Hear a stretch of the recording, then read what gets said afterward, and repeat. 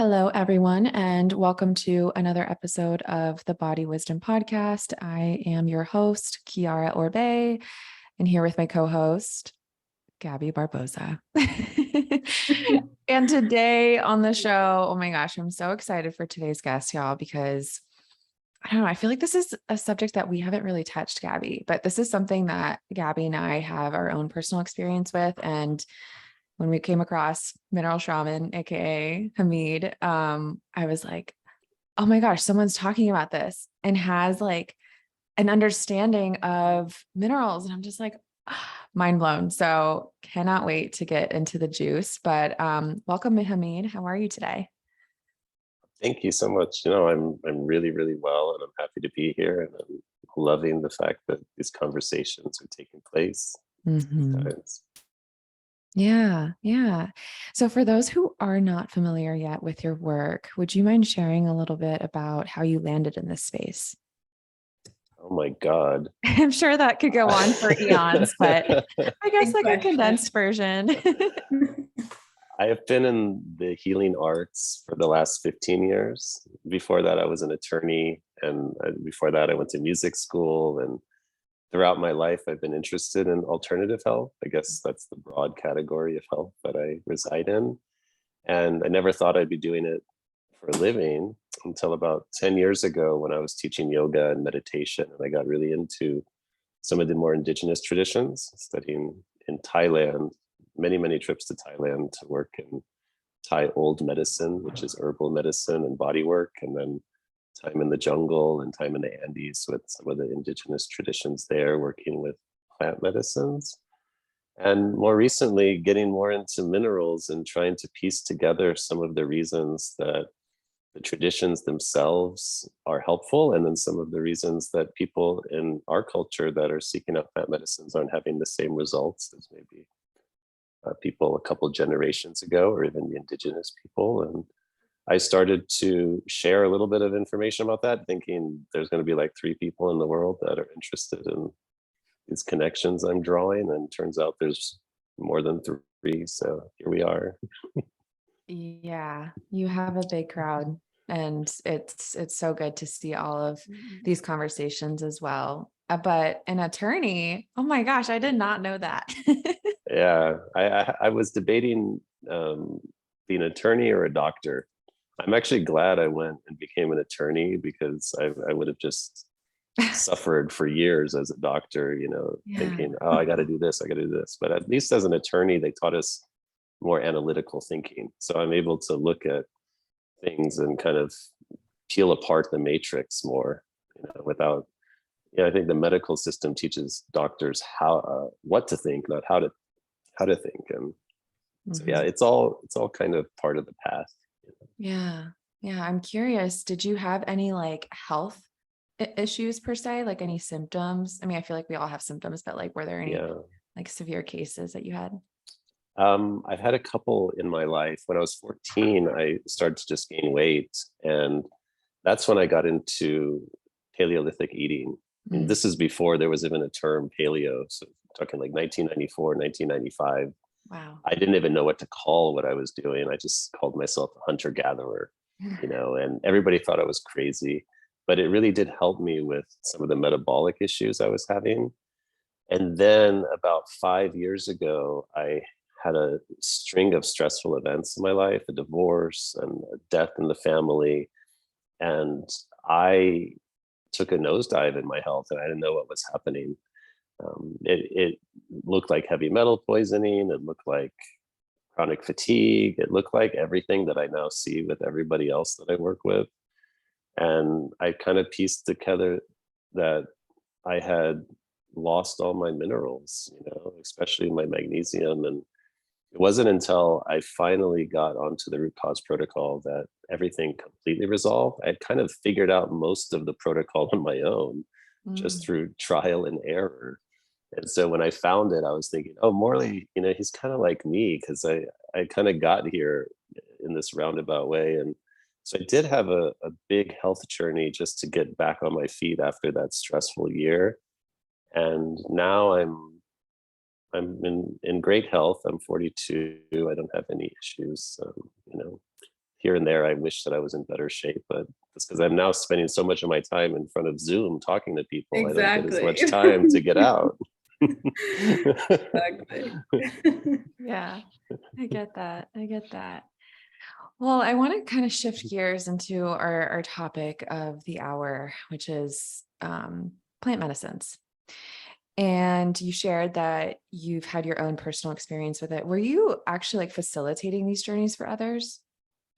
Um, yes, I've been a facilitator, and I did lots of trainings and initiations with first the Shipibo people, and then also curandero in the Andean traditions. Mm. So I've been in hundreds and hundreds of ceremonies, and I won't say I've seen it all, but I've seen a lot, and I've been firsthand for a lot of things. So yes.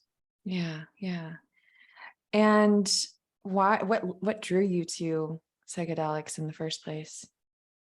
I was never interested in psychedelics, to tell you the truth. I was the type of person that would have written them off. I was much more into meditation and expanding my consciousness through sound and music, which was my background. And I had somebody who had come to one of my sound events, so doing sound meditations with gong and crystal bowls, guiding people with my voice into these deep states, who was convinced that the place I had taken him was the same place he goes with ayahuasca. So he invited me to a ceremony, and I went out of curiosity. I had heard about ayahuasca for years, and I never thought, like, I'm going to go all the way to the jungle to experience it. But if it comes to my doorstep, then maybe I will. And that was what brought me in. And it was really the music and the sound. And it was so familiar for me, the places that I was able to explore with that particular medicine, that it was different than when I was practicing yoga. I used to be a yoga teacher, and I got into that because I couldn't touch my toes. I was completely inflexible. So I went from the most inflexible guy in the room to the guy teaching the class. And I had a long process where I had to really, really figure out how yoga worked. And with ayahuasca, I was more like a natural, because I had been exploring those states of consciousness without that medicine, that I think I just felt at home in that world. So it wasn't something I had been seeking for very long, but it just called me in. And then I started to see some profound shifts in my life. But also what ended up happening was, this was right around the time that I was finishing my divorce and starting to have stress and symptoms.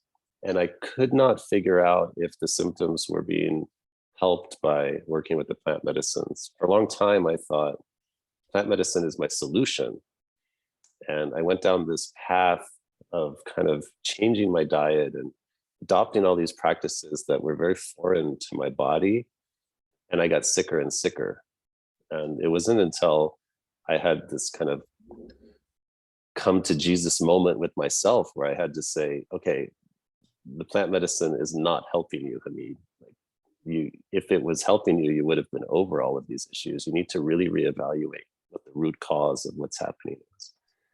And at that point, I was able to really address things from a different way. And then working with the plants after that has been completely different, not depleting, and much more enlightening in other ways. Wow. Thanks for sharing. Gabby, I'll let you take the floor for a little bit.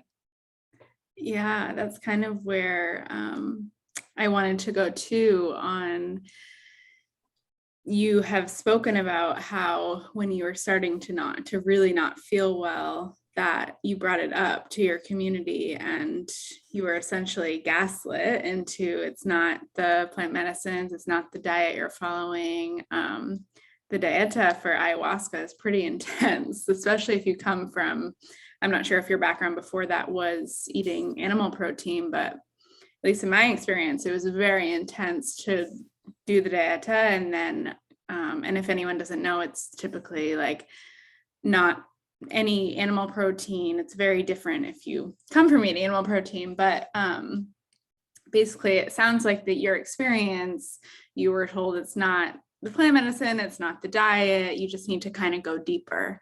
And I think that a lot of people have that experience. And so I'm curious, you kind of mentioned this, but how do you think the therapeutic benefits of plant medicine is being impacted by that? And do you still think that people can experience therapeutic effects of psychedelics? Yeah, totally. At first, when I was new to the plant medicine world, I had a lot of knowledge about health, and it almost felt as though I had to disregard it and just listen to what people in that world were saying. And it's a very dangerous position, because when you're working with plants, you become very suggestible. When you're working with mind altering substances, if somebody tells you something in and around the time that you're working, it will program your subconscious. So you have to be very careful of who you're surrounding yourself with. And I was in communities where the people were very charismatic, and I would listen to what they said, and it would just go right in, and it would program my belief systems and change them. It wasn't until a few years in, like I said, that I realized, like, I really need to dig into what they're saying. Is this true that you can't eat meat? Is this true that you have to let go of salt? Where do these beliefs come from? And for me, it was just a slow unpacking of some of the programming. And I wouldn't say the gaslighting that happened was intentional. I think that people believe these things to be true. It's just that there's a great lack of knowledge of, how the body works in these circles. And I used to think, some of the people in those circles were the smartest people I ever met. And I've started to realize that they're kind of the most one-sided, myopic people I've ever met, that they're not willing to see all of the angles. And so I do believe that the plant medicine world offers a lot of healing. One of the things I uncovered in my search is that minerals are necessary for the plant medicines to work. We need to have magnesium, like in a really good level, for the plant medicines to actually work, because they work with magnesium. But the people of the jungle, when they're doing these dietas, they're letting go of salt and they're letting go of animal foods and fat, they have greater stores of magnesium than we will ever have. They say that 52% of our magnesium is stored in our bones. I think that most Westerners just don't have those stores. So if you give up these minerals, salt, and you give up the fat for a long enough period of time, you're going to burn through your stores of magnesium pretty quickly.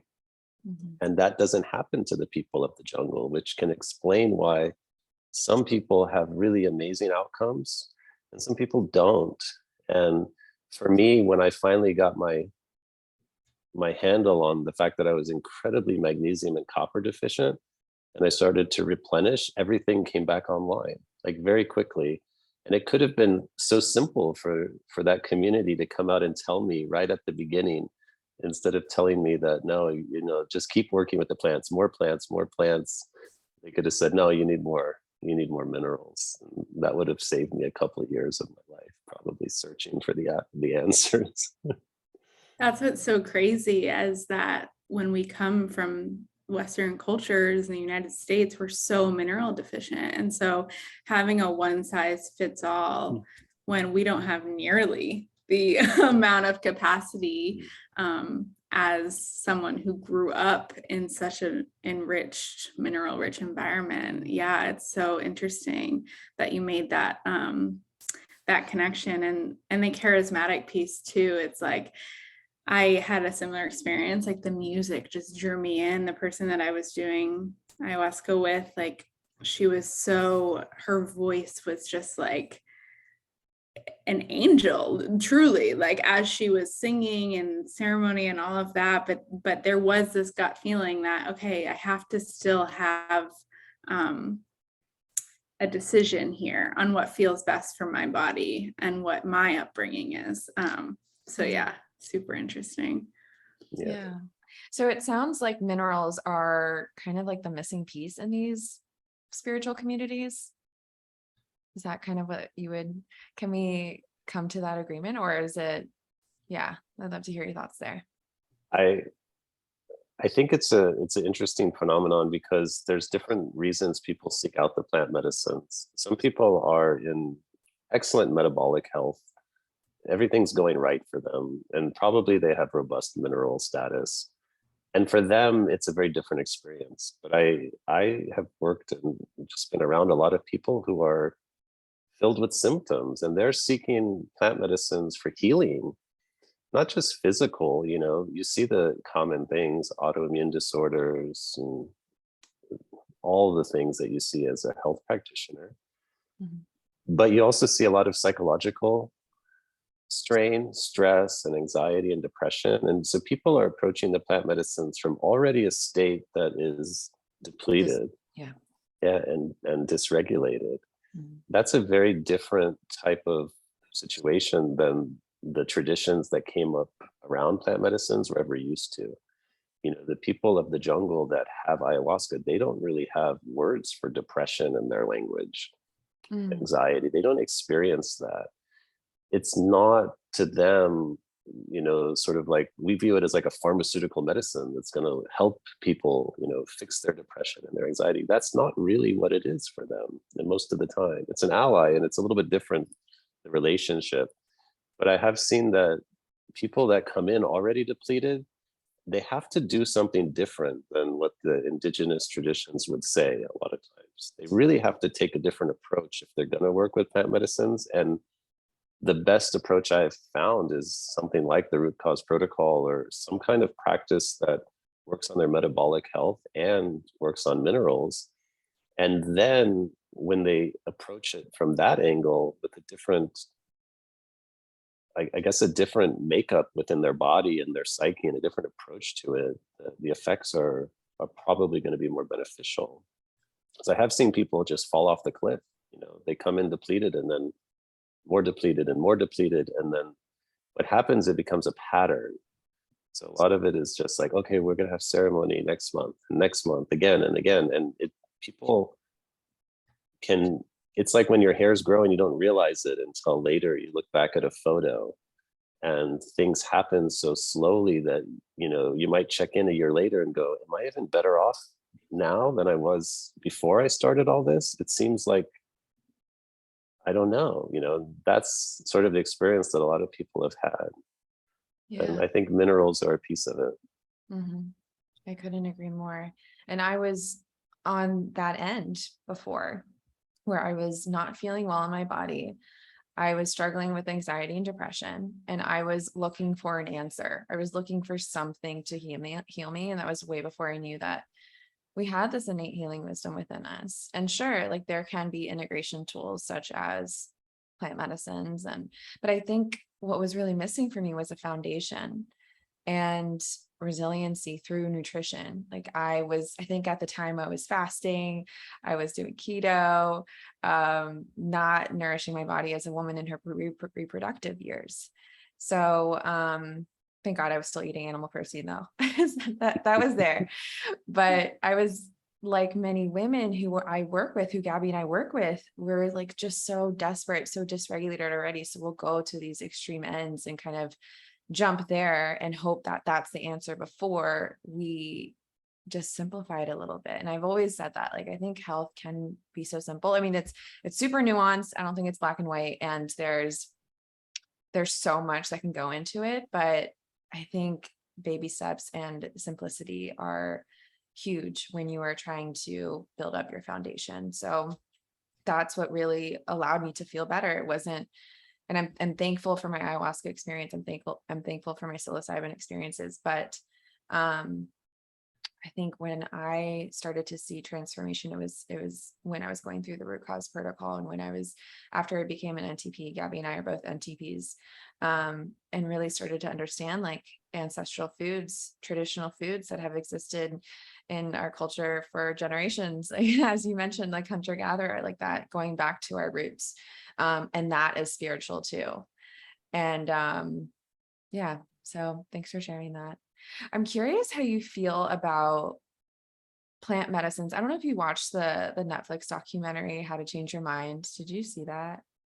No, but I've read his book that Same. has the same name. Yeah. Mhm. I read it, and that's originally what led me to ayahuasca. But I thought the documentary was really interesting. And for anyone out there, I like was messaging Gabby the entire time I was watching it. I was like, you need to watch this. Because I thought it was so good. But I'm curious how you feel about plant medicines becoming more, for lack of a better phrase, like mainstream. Mm. I start to get a little bit suspicious when whoever they are, starts to allow things, because one thing I've learned, and I think everybody can recognize, regardless of how they view it, in the last 2 years, the big drug makers are very powerful in our country, and there's a lot of money interests that make money off people's health.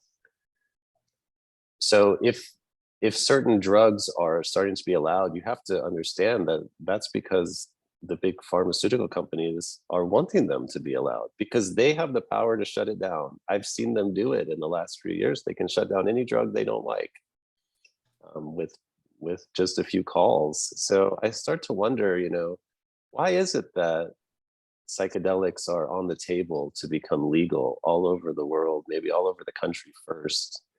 And it starts to occur to me that I need to look more in the research. So I did look a lot at what research is available. And one of the things you find is a lot of references to magnesium and magnesium deficiency. And that, I think everybody knows, regardless of your background in minerals, is that magnesium deficiency is a contributing factor to almost everything out there. And the studies on psilocybin, ketamine, mescaline, LSD, the classical psychedelics, all showed that they deplete magnesium. And they also showed that they have detrimental effects in people who are magnesium deficient. And I know that it sounds a little weird to think about that would be one reason that they would start allowing psychedelics. But to me, my mind always thinks, well, who's going to make money off that? Well, the drug makers will make a lot more money, because people might enter that thinking it's a quick fix and then end up on other drugs when the magnesium levels get too low.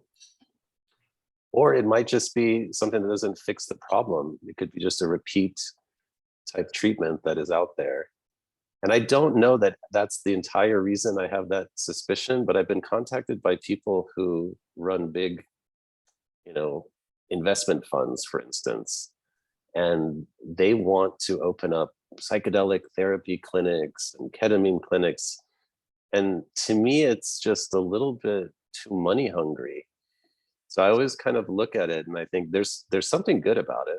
Psilocybin is super helpful for some people, but why are we pushing it so much? Why are we going there? And part of it, sort of, I just look at like what happened with cannabis, and I just question, like, has anybody gotten healthier? I know that it's helpful for people, helps with their symptoms, maybe. I just wonder, has anybody actually gotten healthier by smoking cannabis now that it's legal everywhere? And I haven't met anybody yet who fits that criteria. So I don't know what the answer is going to be for us when we start to work with more powerful psychedelic medicines. So fascinating, like when you're bringing in that point of how it's so money hungry and how much, like, I'm curious your thoughts on the spiritual bypass of like taking over a plant and then making it so much more expensive and also not as nourishing, because if it's being grown on our soil, then like, how is it going to be as nourishing as its origin? And then if people, the quick fix when you're really desperate, like Kiara was saying, like you really want to just do something as quickly as possible, you're not even paying homage to like the ancestral roots that this comes from of the indigenous people. Some that are in our country, many that are not in our country, and many that are, the native indigenous people here, but there is a level of, at least I'm really interested in social justice. So from my standpoint of people that are just looking for that quick fix, but they maybe aren't even getting the full potential of the medicine because they're not actually doing the spiritual work of what it takes to be using a medicine like that. And they don't even know the origin. I'm curious, yeah, your thoughts on, and you don't have to have as strong of an opinion as I do. No, I agree with you. You know, the soul of the plants gets lost when we change the way that they're made and the soil, and there's hardly any way to know, you know, where it's going to end up. It could be all synthesized in a laboratory in the future. But there's another aspect to it that you mentioned, and I think it's a good one, which is people are seeking healing. I mean, there's really a need. I think this is the phenomenon that's much more important to recognize is people are suffering. People have lots of anxiety. People have lots of confusion, lots of fear, lots of depression and health issues that result from those emotional conditions. And plant medicine, psilocybin, psychedelics, they offer some hope, but I don't think they're a panacea in all cases because it does require some foundational self-work, some foundational understanding of how to work with them. And I don't know that the way that it's going to be offered is going to offer the support. I'll give you an example because I kind of am in touch with people in the psychedelic therapy world, which is very different than the shamanic world. Psychedelic therapists that I know, they're very interested. Every psychologist and every psychiatrist that I know, they want to do this. They want to be able to facilitate psychedelic therapy because probably they've also been to ceremonies and they think, wow, I'm a psychiatrist, I can actually do something like this. But they go to like a weekend training, and by law, you know, they're going to receive the opportunity to participate in one session as a patient because these are very controlled substances still. So if you imagine a psychiatrist goes to a weekend training, has one session with the medicine, and then is certified and qualified to guide people through these processes. And I start to think that's ridiculous. That is probably more dangerous than just giving people the medicine themselves because these people have no experience. And the thing I really respect about the shamanic traditions is that the curanderos, the ayahuasqueros, the shaman, whatever you want to call them, they'll spend years working with one plant and they'll take it themselves many times. I mean, until they fully understand how it works within their own body, their own consciousness. And only then will they share it with someone else. And then we're in a situation where you're going to go get a prescription psychedelic from a doctor who's taken it once in a weekend training. I think that's a little bit scary for me. Just go on about your day as if it's normal. Yeah. And bringing into the cannabis conversation, and we don't have to go down like the rabbit hole. I'd love to go on another topic, but cannabis, how it's legalized, but there's thousands of mainly Black people in jail for it. And it's like, it's interesting when you just kind of look at how we end up changing everything.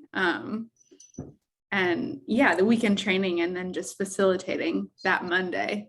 It's like, okay, what do you really know about this? Even though the intentions are beautiful and the intentions are there. Yeah. Yeah. I saw a lot when I was an attorney. I actually worked in the federal courts for a year as a law clerk. And we've had so many drug cases in Arizona because we're by the border. It's one of the big drug smuggling states. And just this social impact of that whole world is really hard for people to understand how detrimental a lot of this has been. So on one hand, I'm a little encouraged that there's a move towards decriminalizing the use of these substances because they've hurt a lot of lives, just the laws surrounding them. But again, you know, I don't like to make the comparison to other things, but I compare like what's going to happen in psilocybin is probably going to follow what happened with cannabis as far as legalization. That seems to be the strategy. And cannabis kind of came on the heels of re-legalization of alcohol. And alcohol is a mind-altering substance. And, you know, everybody would think it's fairly normal, but I don't think many people would look at alcohol as having contributed to the greater health of our nation for our world. It certainly offers social and emotional type of benefits at times, but I don't think we're healthier for having, liquor stores everywhere. Yeah. Yeah. I want to kind of switch gears here. You were speaking a lot about magnesium, and you're right. I think everyone by now, and if you're in this alternative health space, you know how important magnesium is, and maybe you don't know all the intricacies that you may learn inside of the root cause protocol, but we know that magnesium is a very, very important mineral, and it's something that I've personally myself been super deficient in. And I read on your Instagram, you were speaking about cacao, and this is a plant medicine that I have yet to work with, although Gabby and I will be in Mexico in just a couple of weeks, and we will embark on our first cacao ceremony together. But I guess I didn't realize like it was a plant medicine, because it's like, are we speaking of like, is there a special cacao, or is it like just any cacao? Because I do know like eating chocolate like is a really good sign that you are magnesium deficient. So I'm curious if we can talk a little bit more about cacao and magnesium deficiencies. Yeah, well, cacao has been an ancestral medicine for people of Latin America for a long time. Mm, I don't have a lot of experience with cacao in Mexico, but I did have a lot of experience with cacao in the Andes Mountains, where the indigenous people of that part, the part that I was in Peru. They work with cacao as a medicine. Um, it's a very interesting medicine because it's not necessarily psychoactive. It's mm, much more of a body type thing and an emotional type medicine. But one thing that I noticed in myself was that I went through this period of sickness when I was working with the plant medicines, primarily ayahuasca and wachuma. And I went from not really eating cacao to just craving dark chocolate. And then I would make cacao drinks with pure cacao like every day. And I became a chocoholic. I mean, I was absolutely addicted to cacao. I couldn't live with it. And I couldn't imagine not living with it. And it correlated perfectly when the time when I was very minerally deficient. When I started the RCP, I didn't even think about it. But I noticed after a month, I just hadn't had any cacao. And I was like, you know what? I don't even mm, crave it anymore. I knew that it was high in magnesium. I think everybody has heard how high the content is of magnesium in like a chocolate bar. They say like 100-gram bar of dark chocolate might have like 100 milligrams of magnesium, maybe more, which is a lot of magnesium for a small amount. But then I found out that it's also high in copper. mm, It depends on where it comes from, but a lot of them can be. And that to me made a lot more sense because there's a lot of foods that are high in magnesium, but we don't develop addictions and cravings for. But I couldn't think of any other really high copper foods, in that similar vein. And then I started to notice how the people of the Andes where I was, these people are very small. They're kind of malnourished because they live at such a high elevation and there's not a lot of animal foods. They actually eat guinea pigs, tiny little animals, and they sometimes will eat their alpaca or their llamas if they're no longer making a wool. But they're sort of malnourished. But if you look at them, they have perfect teeth. They have really nice hair.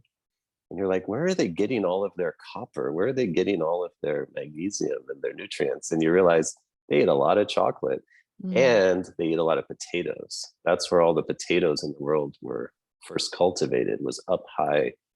And potatoes in that environment are probably full of copper. And then they get their retinol from dairy. And you think, it's like, it's so brilliant the way that they've survived up there. But cacao to me became this, it's not just a medicine, but I think it's a necessary element for them. And some of the people actually need it in their diet because of the magnesium, because of the copper. It's a superfood. And so it can really help certain cultures that don't have access to a lot of the animal foods, I think. And so there's an element to it that's really healthy. wow, that's so interesting. And now that I'm reflecting back to like what you just said about not craving chocolate anymore. Like I had a phase when I was just starting off the root cause protocol where I was like, it was like a couple months in, I was like, wait, I don't even want dessert. Like I don't, and usually dessert was like something chocolatey. And I was like, that's pretty cool. And I just thought I attributed to like blood sugar regulation, which I'm sure was a part of it too. And magnesium is a part of blood sugar regulation. So yeah, that's super interesting. Super interesting. I want to ask you about purging. I know in these plant medicine ceremonies, that's kind of like all I was told is like, oh, you're going to vomit and, just expect that. And I was like, I hate vomiting. It's such a big turn off. Like I can't, I actually held back, which was probably not the best, but, and that showed me a lot about like how I just was not willing to go there and I wasn't ready for it, honestly. And so does that have it? I'm curious if you've looked at this, like, does that have anything to do with like mineral deficiencies? And like, also, I don't think we're receiving instruction on how to replenish afterwards either, or is that like spiritual, like, oh my God, you're purging and releasing all that's no longer serving or whatever. I think it's not one or the other, it's both. But there's a physical purge that often happens with a plant like ayahuasca, for instance, where it will cause your gallbladder to essentially open and release bile. Now, it doesn't happen for everybody, so it's not guaranteed, but that can be depleting. I mean, there's studies about this with, I don't like to go back to alcohol because it's not a good analogy, but that's the only drug that we have good studies on. But a lot of the problems come from the purging aspect of alcoholics who are constantly throwing up, and measurable magnesium deficiencies arise when there's a lot of purging. We don't have studies like that with ayahuasca, so we'd have to draw an analogy that just the physical act of purging is depleting, and we know that you're going to be losing lots of bile. And I think it's not just the depletion during the plant medicine ceremony itself that is an issue. A lot of it is what we touched on, which is the diet, because there's not a lot of replenishment happening. In short ceremonies like a weekend, it's not a big deal, but a lot of people end up spending extended periods of time with a very, very deficient diet. And so if you're both purging but then not replenishing, this is where you run into issues. Yeah. And that, just speaking of alcohol, that makes more sense with my extremely high magnesium burn rate, because in college, that's what I did. I drank until I couldn't drink anymore. And then I would vomit and probably not fuel myself well, which is, yeah. So that's Some Dunkin' Donuts the next day. and Dunkin' Donuts the next day, pizza, burgers, and yeah, those days.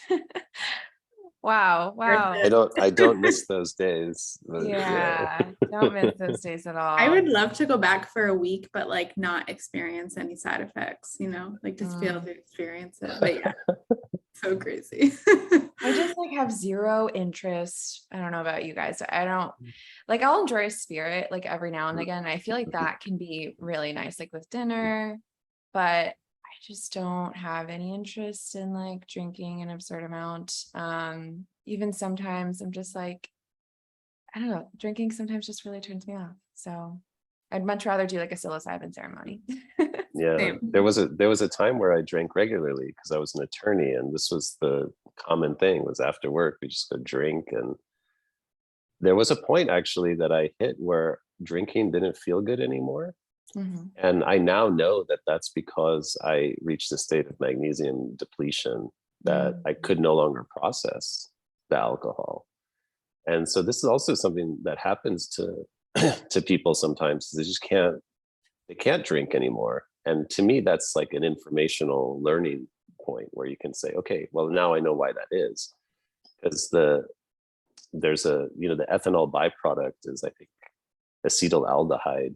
You need magnesium to basically process that. We have an enzyme that's like acetaldehyde hydrogenase. I'm totally going to butcher that name. But without that magnesium dependent enzyme, you basically you have the byproduct of ethanol, which is a neurotoxin, and you just feel awful. Like one drink might make you feel awful. And that happens to long-term alcoholics. I've talked to some who, that I know, other attorneys who they just got to a point where they couldn't drink anymore. But it's not taught that what's happened is you've reached the state of magnesium deficiency. Because then I thought I'll never be able to drink anymore. But as an experiment, I did have a drink last year with my dad, and I felt fine. So I was like, okay, it's not permanent. See, I rebuilt my magnesium, and then it was okay. That's awesome. So I remember there was like a point where I reached, it was in 2020, where I was like, I can't, like I would drink and drink, and then I wouldn't get drunk. And Yes. it was interesting. I was like, but I don't like this. Like, I think my goal and agenda was back then was to get drunk because I was dissociating from a lot of pain that I was feeling on the inside. And yeah, I just couldn't get drunk. So I was like, okay, then what's the point? So I think that's kind of what really forced me to stop. And then, yeah, so interesting. I had that same experience. It would be like I rarely drank anymore because I started so young that I stopped young as well. And I would drink and not have any side effects. And I was like, well, yeah, what's the point? This doesn't taste good and I'm not even feeling it. But I used to work as a bedside nurse. And whenever we would have patients that were withdrawing, the main protocol was to replenish. One of the main protocols while they were actively withdrawing was replenish their vitamins and their minerals. But when I think about it now, we were using obviously totally synthetic versions, and I wonder how effective it even was. But a big one was also vitamin B and thiamine.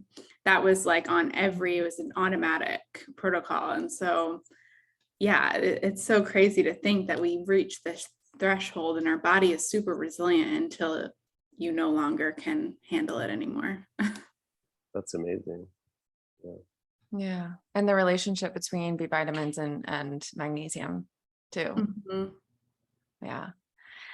Well, I'm curious if we can talk about healing trauma with minerals, because I think so. I'm also studying to become a somatic experiencing practitioner right now and learning lots about the nervous system, learning a lot about spiritual bypass. And I think when you start to work with trauma, or that there's some like emotional dysregulation going on, I think one of the first things that we all jump to is like, for me, it was like meditation. And then it was like breath work. And then it was yoga. And then I started to learn how these methods, if not supported correctly, they could be a form of spiritual bypass. And one of your posts talks about tetany. And I was noticing some activation in my body because I was like, wait, I was taught that was normal. And like, it's a way of your body speaking to you, communicating with you, telling you that it's stuff being released from your body. And I had no idea that could have been a mineral deficiency. And maybe there is like a spiritual component as well. Like I'm trying to use the term like, yes, and there could be a mineral imbalance. So, yeah, like what are your thoughts on like healing trauma with minerals? And yeah, like is spiritual bypassing something that you often see? I think spiritual bypassing is the norm in almost all of the practices, whether they will admit it or not. Yeah. But I think minerals play a huge role. That's one of the things that has been ignored. Is I think about my time as a yoga teacher and my time working with the body work. And one of the things that I believe is happening when you do these things is that you're forcing the exchange of calcium. You're working with calcium and iron in the tissues, but from a physical level, you're doing that. And it's just loosening a little bit of the armor that's protecting us from feeling the underlying emotions. And I think that's the doorway in. So what I start to think now is is a little bit different, which is that you can address the traumas by working the mineral aspect first, because it will help open up the doorway into the underlying emotions. Whereas if people are really, we use the term calcified, just like metaphorically, but I think there's also a physical thing that happens over time. If people are really calcified in their bodies, they may be kind of numb to the fact that there's an underlying emotion. I've seen so many people in the healing context, and the people that are the sickest are the people that'll tell you they're the happiest sometimes, or that they don't have any issues in life. And I find that very interesting sometimes, because I'm like, wait, that can't be true. But actually, we just are unaware sometimes that there's an underlying feeling. So I really respect the somatic experiencing modality. I mean, that's an incredibly impactful way of working with people. But I think it's both. It's not one or the other. I think if you work with people on getting rid of some of the calcifications and managing iron, you'll have a much easier time getting into the underlying emotions, and doing so in a safe way, so that they can experience that and not build more defenses against it as it comes up.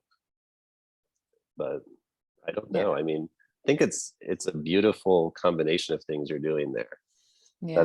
That's kind of, if I was going to go to a somatic experiencing therapist or coach, or however you want to call it, I would want to go to somebody who also worked the mineral and health aspects of the body as well. I thought it was so important. And Gabby and I talk about this all the time, because it's more one or the other. Repeat that. It's huge. It's huge. And I think a lot of, like I mentioned earlier, a lot of spiritual communities would preach like plant-based way of eating, and maybe fasting and whatever else. And I felt that was a huge piece. I'm like, but I felt so much better when my blood sugar started regulating. I started to notice my anxiety dissipating.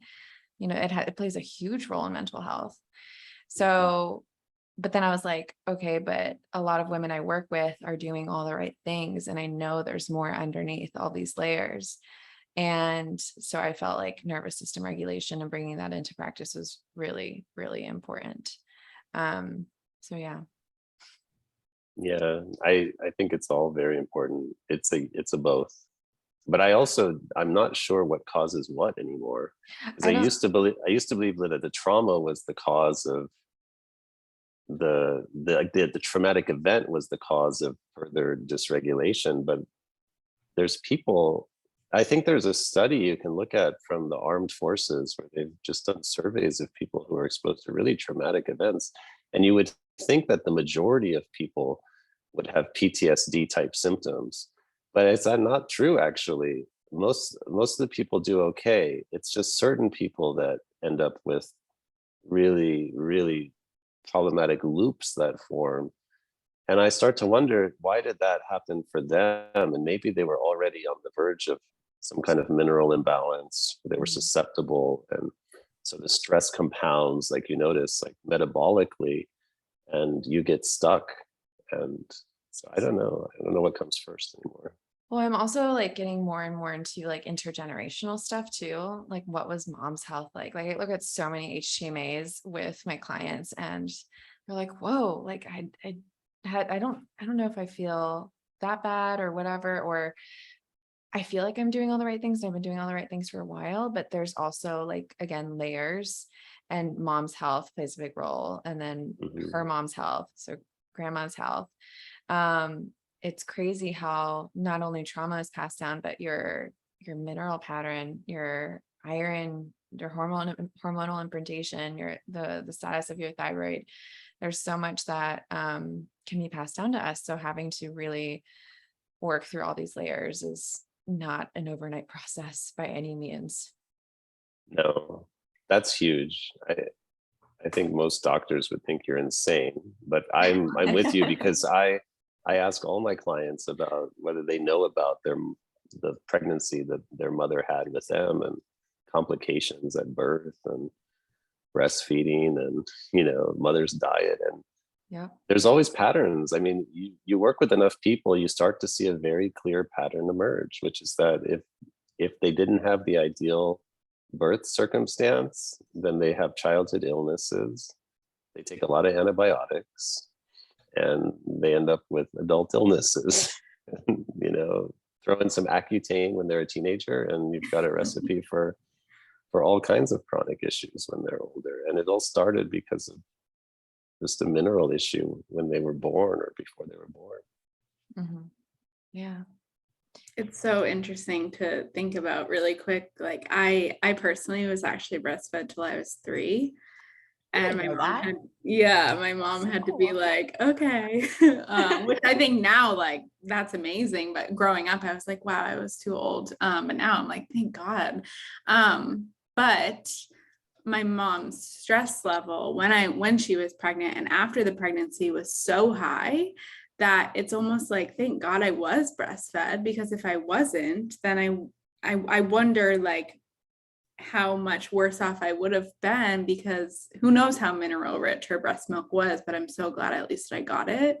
And it's so interesting to compare to someone else whose mom, like I have a friend whose mom was pretty healthy, but she was formula fed, but because her baseline resiliency was so good, she is like thriving in her health as an adult. And I find it, and not that I'm not thriving, but I had a long health journey before this. So anyway, Yeah. just to add, it's so fascinating.